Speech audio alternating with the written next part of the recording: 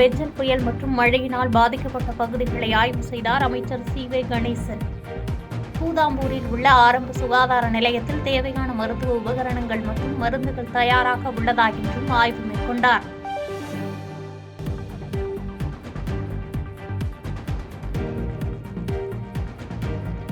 புயல் போன்ற இயற்கை இடர்பாடுகளை திறம்பட தமிழக அரசு கையாள்வதாக கரூர் எம்பி ஜோதிமணி கருத்து. வரும் 2026 சட்டமன்ற தேர்தலில் தமிழ்நாடு முதலமைச்சர் மு.க. ஸ்டாலின் தலைமையிலான இந்தியா கூட்டணி சரித்திர சாதனை படைக்கும் என்றும் பேட்டி. 2026 ஒரு சரித்திர களமாக இருக்கும்.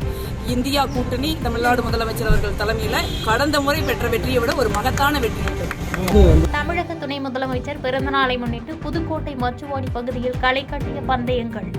குதிரை வண்டி, மாட்டு வண்டி, சைக்கிள் பந்தயம் ஆகியவற்றை அமைச்சர்கள் ரகுபதி மற்றும் மெய்யநாதன் ஆகியோர் துவக்கி வைத்தனர். கனமழை காரணமாக புவனகிரியில் ஆங்கிலேயர் காலத்தில் கட்டப்பட்ட பழமையான விருந்தினர் மாளிகை இடிந்து விழுந்தது. மேலும் மழை தொடர்ந்தால் புவனகிரி சுற்றுவட்டார பகுதிகளில் சேதங்கள் அதிகமாகும் என பொதுமக்கள் அச்சம்.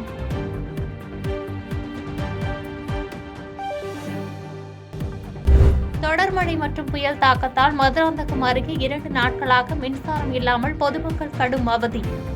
அரசு ஆரம்ப சுகாதார நிலையங்களிலும் மின்சாரம் இல்லாததால் நோயாளிகள் அச்சம். பள்ளிப்பாளையத்தில் 30க்கும் மேற்பட்டோர் தெருநாய் கடித்து பள்ளிப்பாளையம் அரசு மருத்துவமனையில் சிகிச்சைக்காக அனுமதி.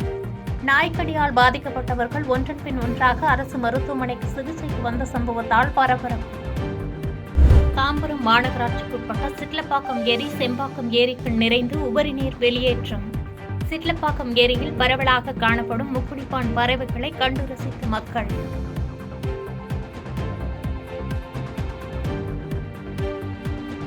பாதகம் செய்பவரை கண்டால் நாம் பயங்கொள்ளலாகாது பாப்பா. மோதி மிதித்து விடு பாப்பா, அவர் முகத்தில் உமிழ்ந்து விடு பாப்பா. அண்மை செய்திகளை உடனுக்குடன் தெரிந்து கொள்ள இணைந்திருங்கள் இயம்நாடு தொலைக்காட்சியுடன்.